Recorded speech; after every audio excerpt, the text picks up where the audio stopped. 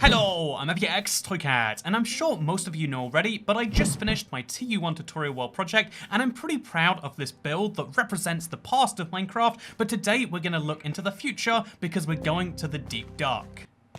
And by that, what I of course mean is I'm coming to the Deep Dark that I've created in my own Minecraft world, and the ancient city that I've been slowly replicating, and I'm using this as an opportunity, let's be honest, to build the Deep Dark portal so we can talk about all of the things about it. This is the most excited I've been for a new Minecraft thing, because it's the first time in a long time we have this big mystery as a community that isn't just pure speculation out of nowhere. It's not like, oh, do you think the next update will include, like, I don't know, like goats that breathe fire? You know, that's just as valid a guess as saying that the next update might contain frogs, or actually that's a bad example, fireflies, before those things have been announced. It's just, you know, random speculation, and you know, there's a greatness to that. There's a lot of fun to be had there, but I think in this case, we've finally seen a snapshot now, a real live in the flesh snapshot, and after that snapshot comes out, we still have questions, and that's where things get really, really interesting, and so that's where I want to talk about things. Also, there's like a big trench before the Deep Dark portal. I think it's about 5 blocks wide, so once we've done that, of course, which we'll do right over here, now the question comes down to, will this actually fit in my cave or not? We'll try to hopefully not address that while we're talking about the Deep Dark portal, because I am really excited about this just as a premise. This, like, again, this thing we have to solve is exciting to me, because I think that, you know, the speculation zone is fun as long as everyone knows that they're within it. And in general, most people who know they're in the speculation zone don't find it so exciting, which is a problem, because it's one of the... I think I have to remove it from here too. Because it is one of the more fun places to be. Like, talking about what could be and what isn't there is often one of those really fun subjects that we don't get to do too much in Minecraft, but today we totally are. So the Deep Dark portal, huh? The ancient city portal, the thing that you find down here and that maybe is going to have some grand use. What is that grand use going to be? Idea number one. I mean, it's a portal that takes you to somewhere different. Where is somewhere different? We genuinely have no idea. Idea number two, it allows you some form of ability, just like how defeating the Wither allows you to make a beacon, which is Minecraft's most useful survival item. I would love to believe, you know, whether wrongly or, you know, not, we don't know for sure, but I would love to believe that the way it works is that, you know, they're going to have some survival useful item or function like the beacon that you can get by going to the Deep Dark. I mean, again, this place is very scary. It is very much not designed to be early game unless you really, really know what you're doing. And so as a result, like, actually fits pretty well for that purpose. Well, it would fit pretty well for that purpose. Again, what is something that is beacon level but not a beacon? We could come up with a trillion ideas right now, but that would be just pure speculation, and so that's why we're going to do it. So imagine, for example, it's something that allows you to enchant things, but a little bit further. Right now, the max enchantment limit in Minecraft is relatively low. What if it wasn't in the magical enchanting dimension? What if, right now, for example, you know, potion effects, you know, brewing potions in survival is not that viable of a concept. What if it was the brewing zone? What if there was some way to combine all these fun ideas into one? I don't know what it could be. It could be even something really basic and you'd still be hyped for it, right? Imagine you go through the portal and now you get haste 2 wherever you are in your world. So haste is, by the way, just in case you don't know, it's the effect you get from a beacon, and I think nowhere else. But you get negative haste from Elder Guardians, but haste, I wonder why I'm not getting it right now. Anyway, imagine the beacon's working and I'm like, ooh, look, I can mine faster. That's haste right there. And so you could just get it for like a solid hour after going through a portal. That would be enough reason to come down here to brave all the depths, and then the enchantment would be the nice bonus. Or maybe you could see it the... Oh, my PC crashed. Oh, no, it didn't. Minecraft crashed. I decided to put my world back on a realm so I can access it from anywhere, like when I'm traveling like I've done for the last 3 weeks. And the first video I tried to record on it, literally in the first 10 minutes, it crashes, and it hasn't let me back in yet. Imagine not being able to access your own Minecraft world that you pay a monthly subscription fee to host on a server because Mojang doesn't keep the server going well. That is the sad reality, apparently. Unlike the sad reality in the Warden place. Oh, I guess I'll finish that sentence in the next half an hour when Realms works again, hopefully, maybe. So, as I was saying before I was so rudely interrupted by my world crashing, by the way, look at that. That's haste. You see how it's fast? There's an idea, right? I think there are so many different ideas we can like dive into and experiment with. I mean, even just the idea, I love the concept of Crack Magnet, Seed Lord of the universe. His idea is just like, what if it's like a deep dark raid where a ton of things come out of the portal? And yeah, that's a fun idea too. We can endlessly dive into these. But first, just in case you're curious, because I mentioned I just got back from some travel, and a lot of people are curious as to why. If you've been following me on Twitter, my tweets seem to line up from about like 2 a.m. onwards. You know what's wrong with me? And I could just go with the easy, well, something jet lag response. I figured instead it'll be much more fun, maybe more interesting, we could say too. I think there's going to be a block there as well, by the way. But I think it'd be much more fun to dive into the fact that I just got back from some big travel in the United States and Canada. It was pretty cool, actually. Like, this is my first, like, basically fully recreational travel trip in a very long time. And it was fun. I haven't driven anywhere, really, besides on this trip. So I got a 1,000-mile road trip in, which was intense. Something like 1,200 miles, actually. Almost 2,000 kilometers. It was crazy. I now would like to believe that I'm a better driver, but I mean, everyone likes to believe that they're a good driver, and that's one of the problems with basically any system that relies on, like, you know, vague guidance as to whether you're good or bad at a thing, which, you know, whole problem for another time. But yeah, basically I've had the most messed up and confusing sleep schedule as a result of that. And so just kind of, if you follow me on any social media, maybe you can be used to that. And slash all, let's be honest, this isn't like a me exclusive problem. This is a very common thing that people have on the internet because, you know, we're all in this place where there's an endless amount of content all of the time. In fact, because, you know, like, I think the reason that we need to have normal sleep schedules is because most of the world beats the drum to the same beat, I think is the, well, you get the phrase I'm trying to say. The world works on the same kind of hum. Office, 9 to 5 jobs work because when you're in the office and you speak to people from other offices, you can be relatively sure that if it's a weekday and it's between 9 a.m. and 5 p.m. that the person will be at their office doing their 9 to 5 or whatever else, because that is the rule of the world, the generic thing. And so, you know, like, obviously going back to like farmers, it had even more benefit because for them, something, daylight, crops, animals, who knows for sure. But like, you know, we as humans have these like natural hours where it's best to be awake, and we generally conclude that to be something like, yeah, sleep between about 10 p.m.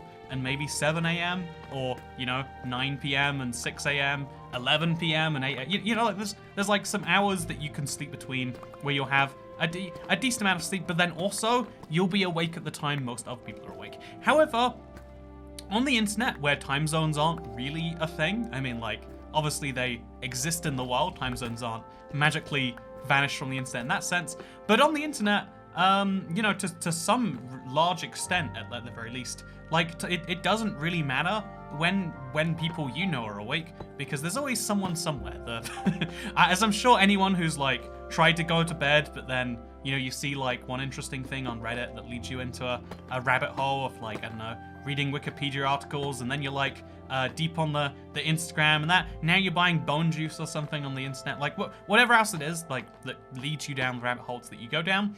The internet is all of the time, and it has some very scary ramifications, sure, but it also means that we have these shared hours of awakeness that can be any hours of awakeness. And so honestly, my life has not changed any amount from, again, having normal sleep schedule while I was in Canada to having a sleep schedule where I go to bed at about 5 to 6 p.m. and wake up at about 1 to 2 a.m. because I wake up and it's amazing. No one is awake. I can go for a walk and I'm not going to encounter a single person.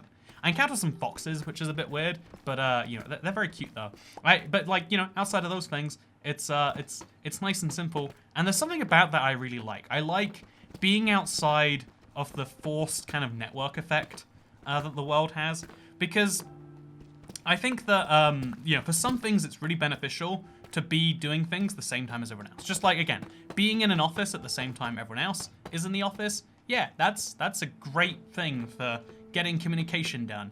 Being like, one of the examples is like, if you want to go out and hang out with friends, you need to have free time off the same time they have free time off, and it's really convenient if you all work desk jobs, because again, the weekends The weekends are most people's time off, but I have a friend who works in a supermarket. His days off are like Wednesday and Thursday or something. You know, what sort of a weekend is Wednesday and Thursday? You know, I've got another friend who works kind of a weird, like some days he's working, you know, like just 3 days a week. Sometimes it's 5. You know, like everyone, me in particular, I have different. So those things would be better if we all just had the same idea that, like, yeah, Saturday and Sunday are the best times off. Except no, actually, that's the worst thing. Let me tell you why. I think that almost every fun social activity you want to do with friends is made worse by the presence of strangers that are just around you.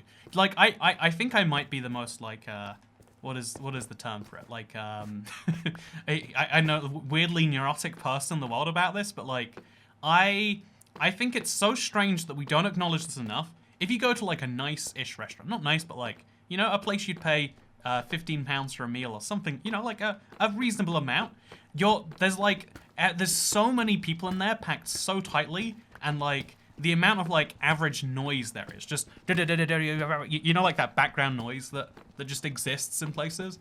It's like, are we all going to pretend this is better than if this place was empty and it was just me and people I care about? Because obviously the business model doesn't work that way, but it would be better if it did anyway. And so welcome to the world of, if Wednesday and Thursday is your weekend, you get to do that everywhere. Theme parks, like, literally the whole point of theme parks, whether it's Disney or your local equivalent, you know, like local other variations are available. The whole point is the rides, right? No one's like, you know what my favorite part about amusement parks is? It's when you stand and then move maybe like 4 steps every minute for about an hour and a half to 2.5 hours. That is my favorite thing. I cannot tell you the excitement I get from doing that. No, that's literally crazy talk, right there. If someone said that to you, you would have them committed. And so, as a result of the, so we're going to start placing some blocks here. We have to get some soul sand down here, because there's a ton of lit soul sand below the portal. But again, not my issue right this very second. But yeah, you like that would be literally crazy talk if someone said anything along those lines. But yeah, everyone, when they choose to, when to go to amusement parks, you know, the Disneys, etc. They're like, let's go during the school holidays when children are off and so their parents can bring them places. Let's go on like a Saturday, and let's go on like, yeah, like a national holiday. That's a good idea. I see no issues with this. It's, it reminds me of people who, you know, like one of my biggest pet peeves in the world, literally in the entire world, you know, like there's a lot of bad things happening right now. But the worst thing is people who complain there's a lot of traffic somewhere, and it's like, you are the traffic. You know, you can't be like, oh, I hate all this traffic. Where do they all have to be going? It's like, you are one of the people going somewhere. If you just didn't go somewhere, everyone else would have a more pleasant experience trying to get to their destination. Except, wait a minute, is it maybe true that they also think to themselves, oh, this traffic is here? Because, you know, we all live in a, whatever, we live in a society. Speaking of places we live in, this is a deep, dark city where I am choosing to live. Quite poorly, if you do ask, if I do say so myself. Yeah, I'm gonna have to do a lot of mining and excavating of the deep dark. Oh, sorry, of the deep slate, which is gonna be a little frustrating because again, I really hoped this wouldn't come to it, but you know, it is what it is. Let's look at it from this far and let's see what it looks like so far. Pretty good. I guess this whole episode becomes much more about excavation than anything else, huh? Anyway, yeah, I really am like incredibly excited to have like this big mystery on our hands, and I think the fun thing about it is that idea that now we can go back to that base idea. I think this is actually dangerous as a company to let people do this too much, but you go back to that idea, if not, oh, you know, like when Apple releases an iPhone, what are they going to do with it? Are they going to make it circular, or are they going to make it like... And it's like, no, what they're going to do is they're going to make it 0.2 inches larger than last year's phone. They're going to have some feature that has been quite standard in the industry for a while, but they're going to have made it much more user-friendly in a way that it basically seems like it came out of nowhere. And then, I don't know, they're going to announce some feature that you can pay X amount a month more, because that's their new business model. They've sold everyone in the world iPhones, so now they need to sell you music services or app services or whatever else it is, because they literally can't make more money selling phones, because everyone who can buy an iPhone basically already has one. And even selling you one every year is baked into their profit model. So what do they do next? they sell you things like that. Is this business talk with Toycat?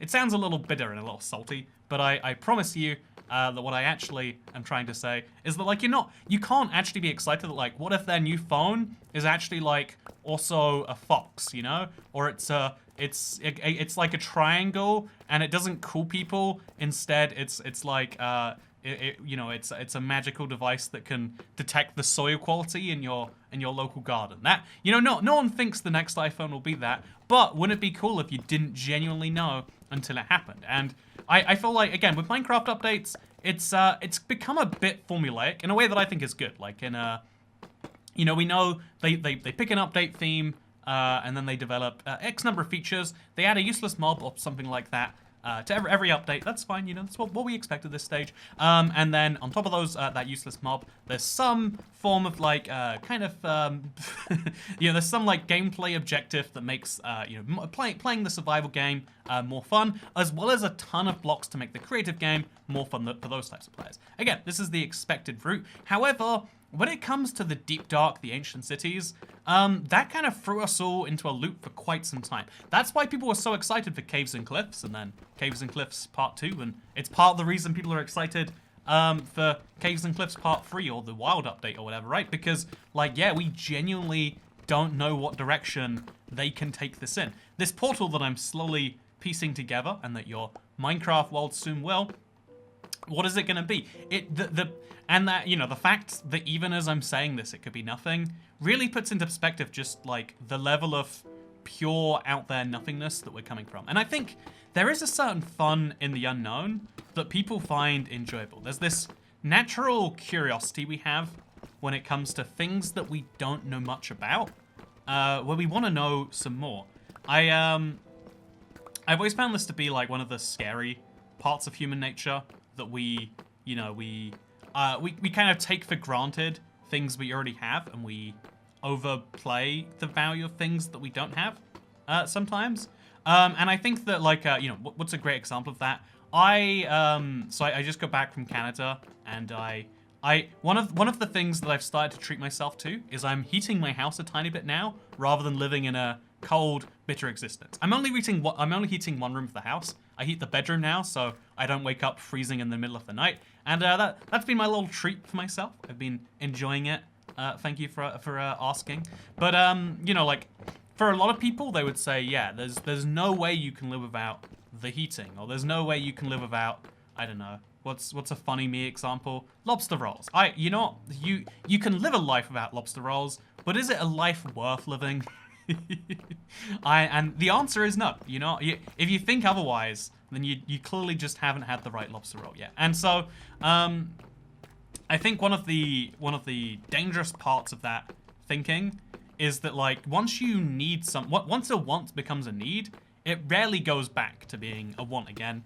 And this just becomes like a big commitment you have to have. Like, yeah, well, my electricity bill without heating is like £100-something a month. It's horrifying. We have a huge electricity crisis in the UK because something about Russia shipping gas or not shipping as much gas because there's some tensions going on, and all of our not only all of our heating coming from gas, but a lot of electricity production coming from gas, specifically Russian gas. Was that smart to be so invested in gas from a very volatile region that we're not very good friends with? Who knows for sure? This isn't security talk with Toycat. Instead, what this is it's just here to say that, yeah, electricity's expensive as heck in the UK right now. And anyone who says to themselves, like, I don't care what the price is, I'm gonna be, you know, buying this electricity and using it to heat my, I don't know, my rooms other than my bedroom. Wow, you fancy people. You know, when you're in that situation, it's like, yeah, that's going to keep driving up the price until you find people that aren't willing to pay that price anymore. You know, like, that's the function of markets, right? If there was instead of billions of bananas, there was only one banana left in the world, the one banana wouldn't cost 25p or 18 cents or whatever you pay for a banana. It would cost billions. Or maybe millions. You know, how much would the last banana in existence sell for is probably a fun economics issue for another video. But the point I'm trying to raise here, very poorly. Ooh, I hear some thunder. One sec. Oh no, it's just so windy that it sounds like thunder.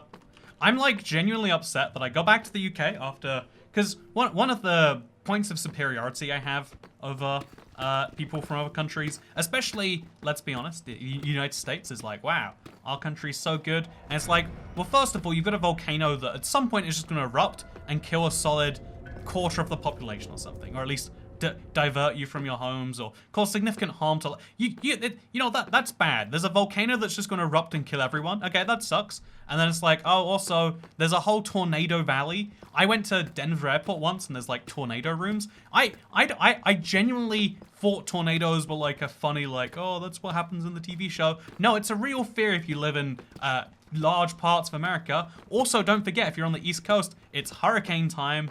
I was actually in I had my first hurricane last time I was in America. It was very fun. Thank you for asking. I'm going to start to fill a little shulker box with my cobbled deep slate, because I'm going to be picking up a lot of this, it seems, today. Who would have guessed that while trying to excavate the deep slate, we're going to end up with a lot of cobbled deep slate? I could not have seen this coming, that's for sure.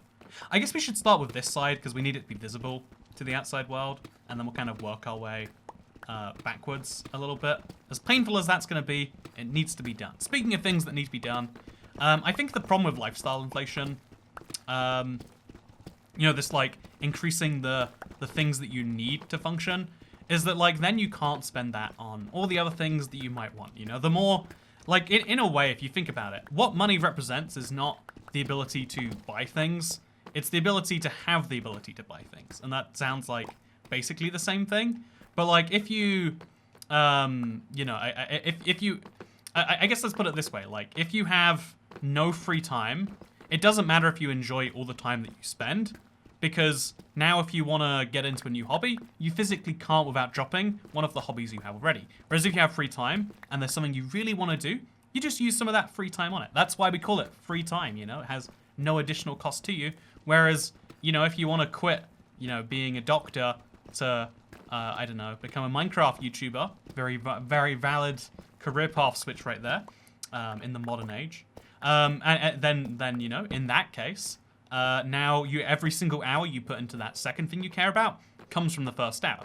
And wouldn't it be better if instead there was some excess capacity? And there you go. That's why you need to have more money than you spend. It's one of the basic lessons that you definitely are not learning for the first time right here. But it's one of those things I'm like really passionate about, especially with stuff like heating. I'm like, you know what? I want to be used to the cold because then I enjoy the hot so much more. And I'm like excited for summer for the first time in my life. I hate summer. It's the season where going outside hurts you.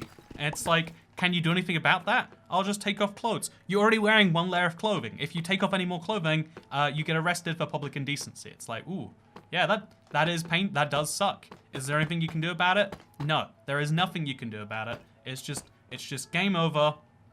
Also, I think this is 4 layers high.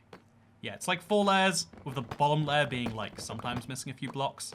And then after that, there's some deep slate tiles. 2 layers of it, and then there's the reinforced deep slate, and the portal mouth begins. Again, we're kind of, as far as our space for all that goes, we're kind of lacking, but that's fine. Anyway, let's go right now, and let's replace those blocks we need to.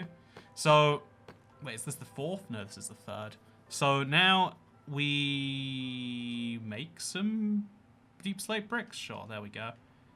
We place the deep slate bricks, and then on top of those, we place the tiles. There we go. Easy stuff. Look at it. It's all coming together. Anyway, speaking of things that are coming together, I think that well, you know, I got back to the UK and it was very, very, very dangerous weather. Like for the first time in my life, it was a red alert from the the Met Office, whoever's in charge of weather stuff, and they're like, yeah, there is significant risk of danger to property and life. It's like, you know, this is my one thing that I have that makes me go, yo, you know, living in the UK has these downsides, but the big upside is it doesn't try to kill us. And then literally, like I've been in the middle of deciding like whether to, you know, be here, because this is probably going to be my long-term home. I'm basically decided on, but like whether to spend a year outside of here or not, and just almost as a way to be like, hey, don't you wish you didn't? The country's like, yeah, so we're gonna try and kill you a little bit. But that's because we love you. That's, you know, if you love something, try to murder it in its sleep. And yeah, so it's been It's been pretty bad in that way. Anyway, speaking of things that are pretty bad, I'm excited to do a realm review. There we go. So you go for a little roast of everyone watching this video right here. But no, speaking of things that are bad, I've missed this Let's Play format. I've missed the having long, unedited conversations into the camera. I know that people aren't going to love it. I know that the one thing we have going for this video is that we're talking about something that is kind of new and novel and exciting. That personally, like, I would love to listen for like hours at a time. Like, ooh, what if, hear me out here, what if instead of being a portal you go into, or something comes out of, or some benefit to the player comes from, hear me out, what if instead it's like a place that buffs things, but not the player that go through it, you know? So you can use this area, because the Ancient City, the Deep Dark I should say actually, the Ancient City can generate outside of it. The Deep Dark biome has no mobs spawn there besides the Warden, so in exchange for your farms being somewhere dangerous, now the mobs have some benefit. Maybe the spawn rate, I guess no mobs will spawn there. I guess it'd have to be a block farm of some form. But, you know, what if the tick rate is higher? You see, there's all these dumb ideas that you can just make over and over and over again. And I love that they're all equally viable until we know more. You know, until we know for sure that what the portal's going to do. And let's be honest, when you... The downside to this, and the reason most companies don't have regular things like this, is because someone's going to have an idea that is so much better than what they've been planning this whole time. This is the scary thing about sharing ideas early, is you'll say like, oh yeah, I've got this great idea for a new video that involves, I don't know, powdered snow. And then someone will be like, yeah, is it going to be showing off the amazing way you can use it to make infinite potions? And I'll be like, no, but that should be in there, huh? Or, and I'm convinced one of the crazy things about Minecraft development is a lot of the times they will make something, they'll design it, they'll go through all the testing, and then it hits the community and someone says, but wouldn't it be better if it worked like this instead? Like, I think an example of this has to be, is it the Soul Speed enchantment, I think it's called? The one that allows you to walk on soul sand just a little bit faster. Speaking of soul sand, we should go get some now, I think. I think it will add to the vibe of this place if we can have the, you know, the blocks be down here. You know, I think having the blue fire would help us achieve what we're going for here. Also would light up some areas, so that'll be handy. So yeah, let's go get some soul soil or soul sand. Whichever one I happen to have is all that matters to me. Yeah, I think that enchantment, when they came up with it, they genuinely thought the balancing, because it's so strong, would need to be true. You would have to have it take away the boot durability to make it be to make people justify it in any way.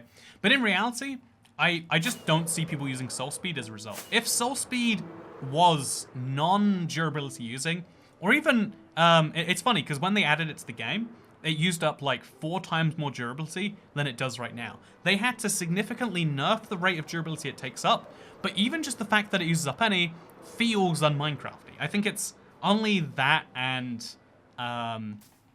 is it the Thorns enchantment? When the Thorns is activated, you use up durability on your enchantment. Like, it just feels wrong to enchant something and lose something extra as a result. People do not like that. One sec. We're recording? We're recording. Perfect. People don't like that level off it. And but the thing is, once you've kind of committed to having the cost, you can't then say, oh, guess we just won't have a cost then. They reduced it significantly, but it wasn't kind of enough. And maybe, you know, there's a better idea out there, and how, like, when they first came up with Netherite, it was like a fun idea to make it not burn in lava. But I'm sure during the development of these sorts of features, an idea will definitely come from the community where they're like, oh damn, that is better. Because think about it, when it comes to actually implementing a Minecraft feature, I think that Minecraft developers are amongst the most qualified people on the planet, probably, to do so. You know, how could that not be true? However, when it comes to coming up with ideas for things, ideas are near worthless most of the time.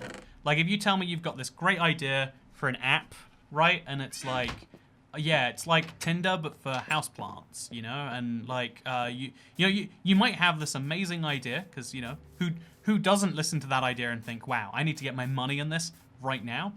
But the problem is like, well, most of making an app isn't having an idea for an app. It's making it work, right?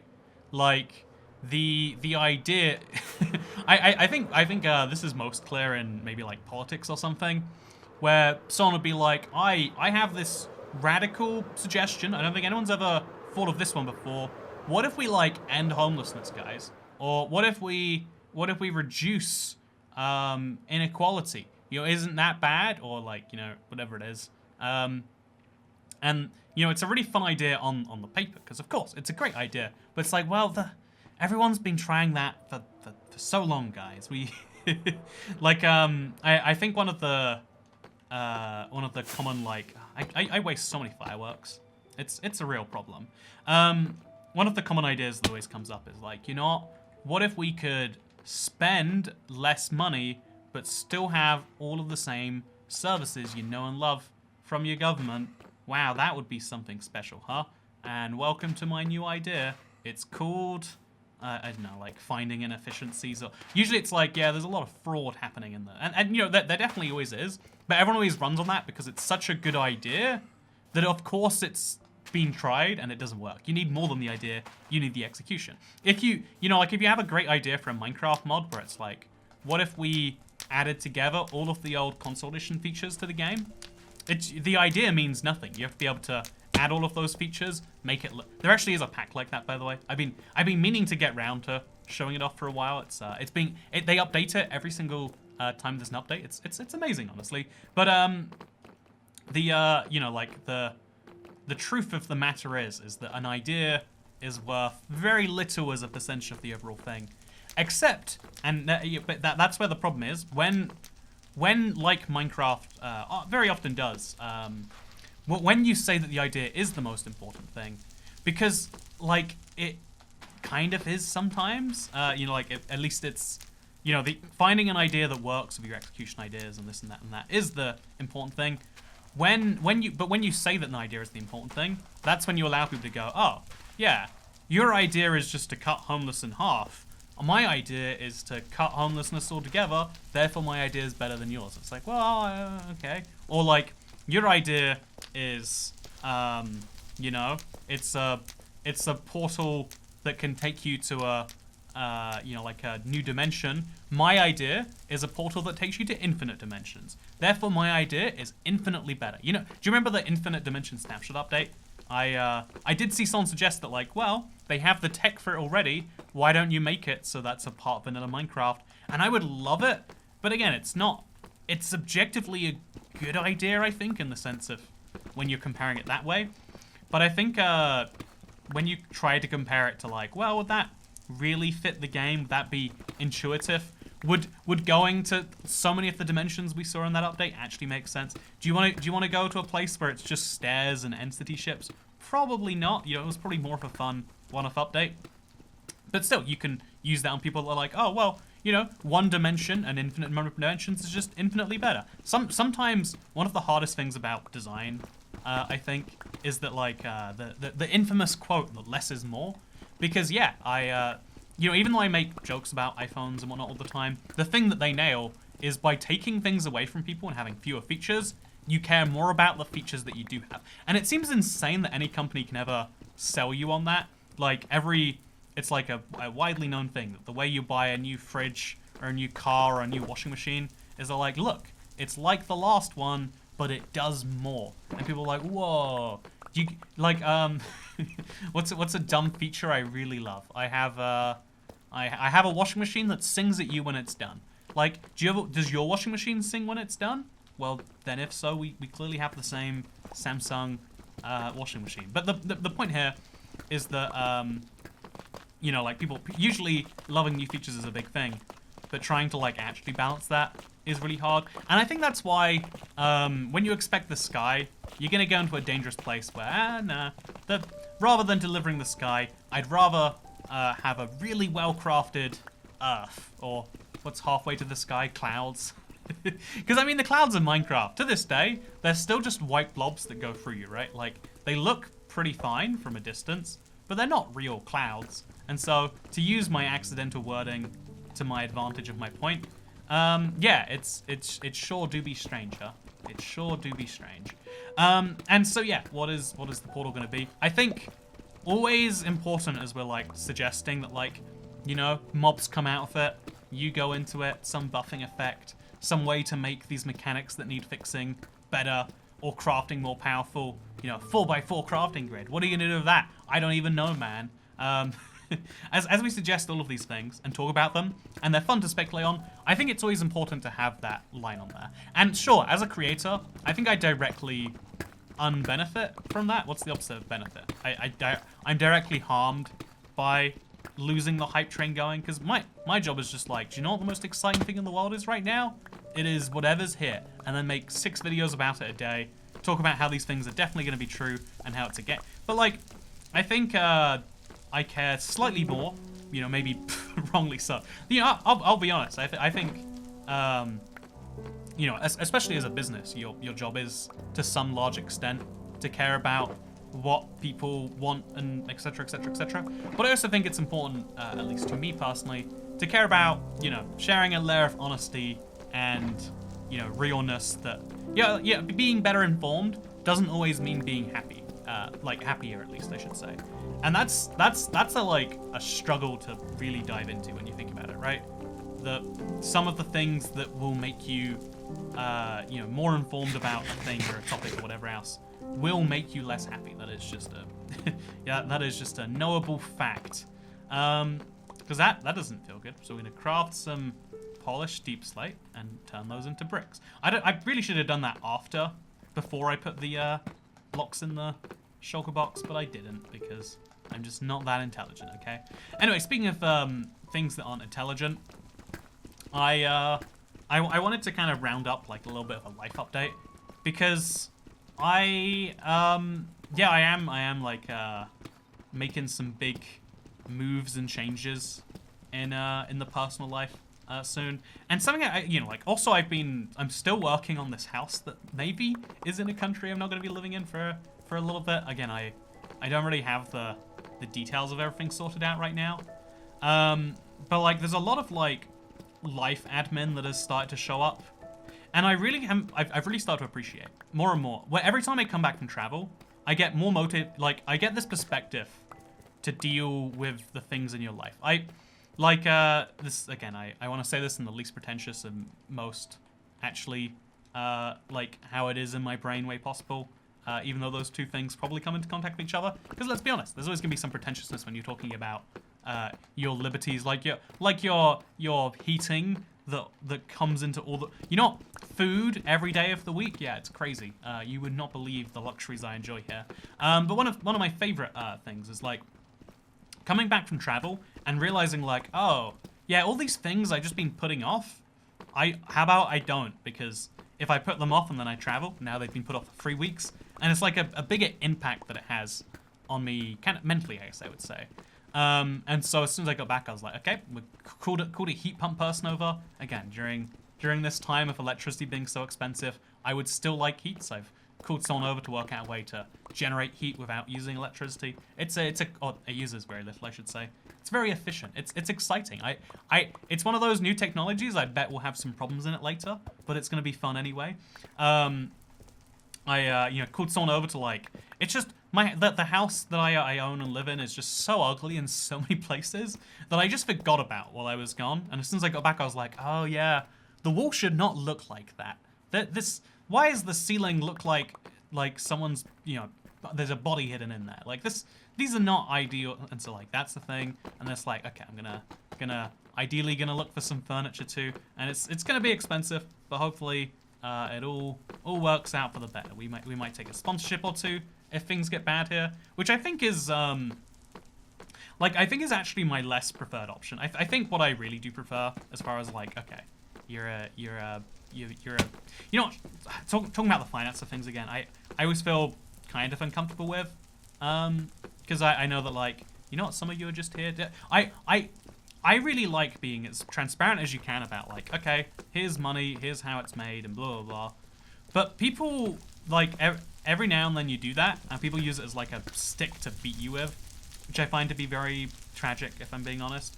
Like, while I was on my trip, I drove in the United States for quite some time. Again, almost 1,000 miles in just that one country. And I mean, I say that one country as if it's like a tiny little place. Like, ooh, I was just in Liechtenstein, and then America, and then Belgium. All very small places, I'm sure we agree.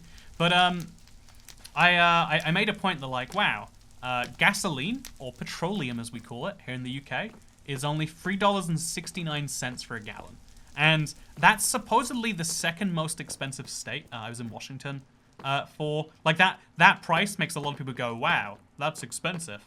But, like, to me, that's literally less than half of what it costs in the UK right now.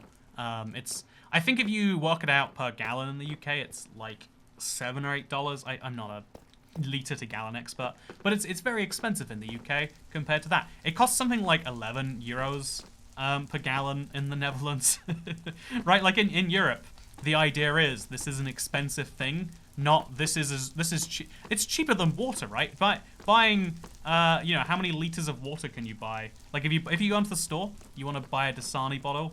How much does that cost you if you want to fill up those? If you want to take those liter bottles and turn them into a gallon, I bet it will be more expensive to buy Dasani than literal dinosaur juice that takes millions of years to make, has to be refined, then shipped across the country, then put in a pump, then there is a fuel delivery mechanism, then there's then there's like a ton of taxes on that too. Bear in mind, it's like, even in America, it's like half tax, right? And then after that, there's an operator who's making some profit, and somehow it's cheaper than water, and I think it's cheaper than milk too, right?